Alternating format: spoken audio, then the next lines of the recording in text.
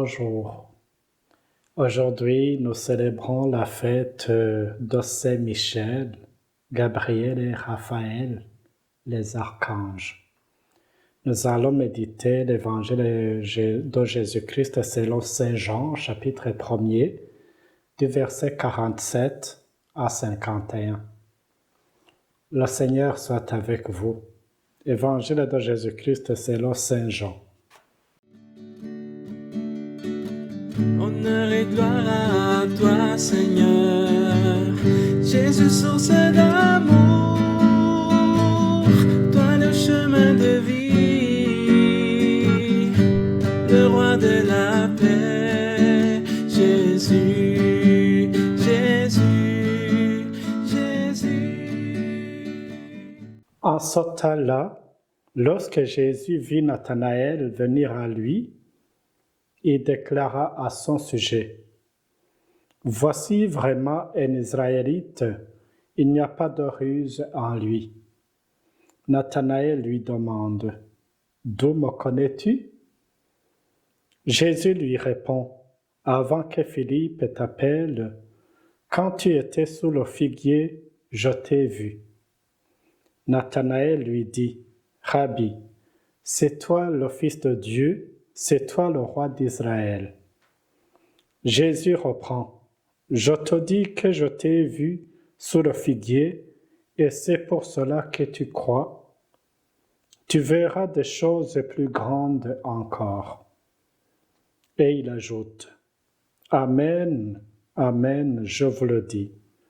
Vous verrez le ciel ouvert et les anges de Dieu monter et descendre au-dessus du Fils de l'homme. » Acclamons cette parole de Dieu.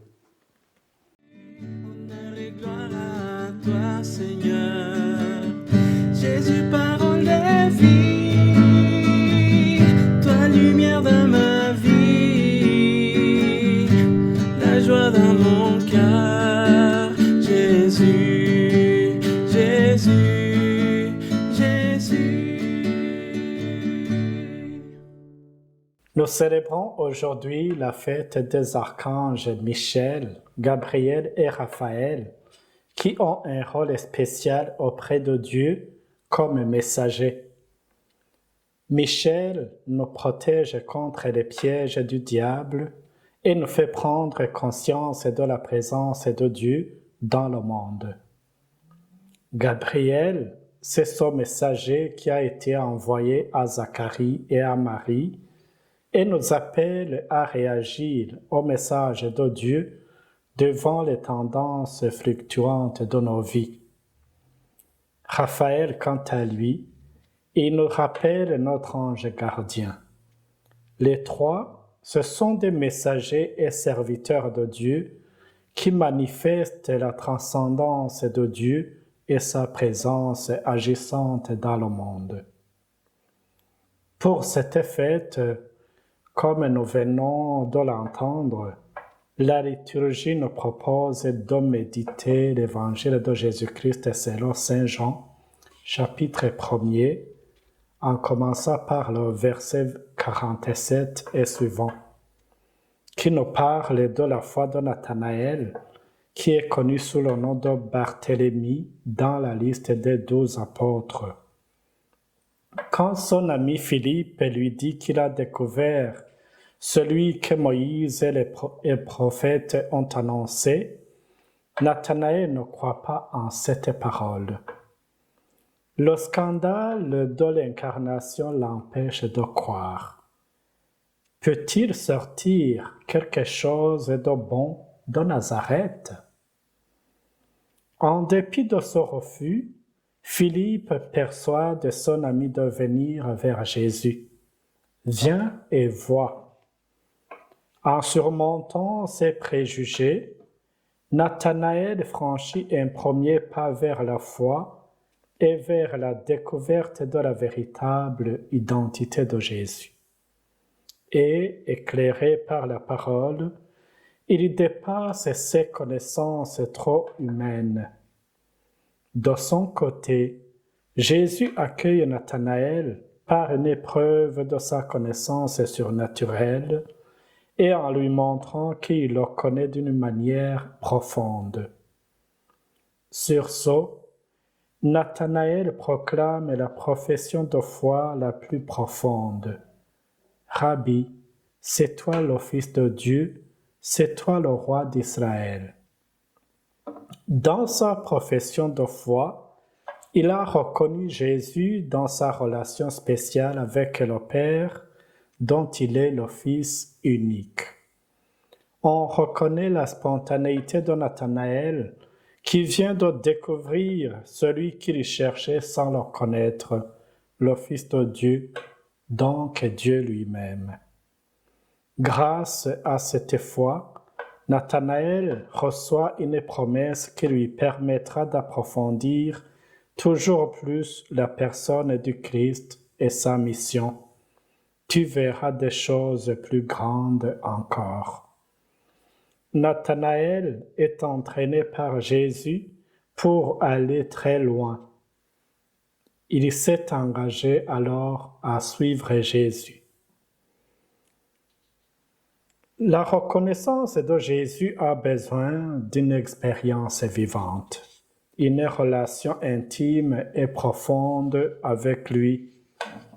Si on n'avance pas vers lui pour le découvrir, grâce à l'invitation des autres comme Nathanaël l'a fait, on ne connaîtra et on ne reconnaîtra jamais le Christ.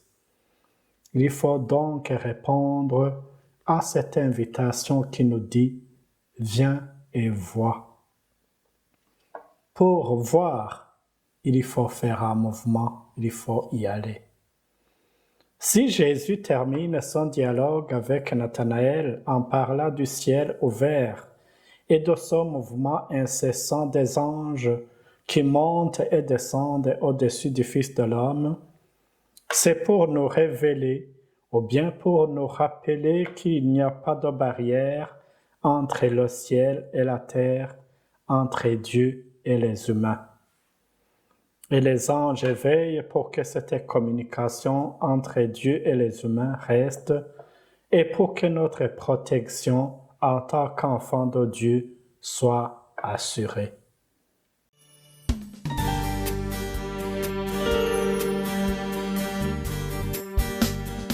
Terminons avec cette prière aux archanges. Glorieux Saint Michel, prince de la milice céleste, protecteur de l'Église universelle, défends-nous contre tous nos ennemis, visibles et invisibles, et ne permets pas que nous tombions sous leur cruelle tyrannie.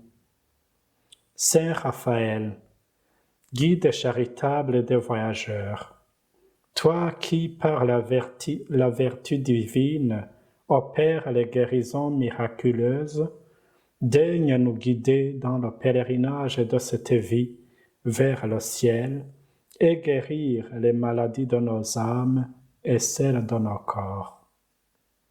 Saint Gabriel, toi qui es appelé à juste titre la force de Dieu, puisque tu as été choisi pour annoncer à Marie le mystère où le Tout-Puissant a déployé la force de son bras, fais-nous connaître les trésors enfermés dans la personne du Fils de Dieu et sois notre protecteur.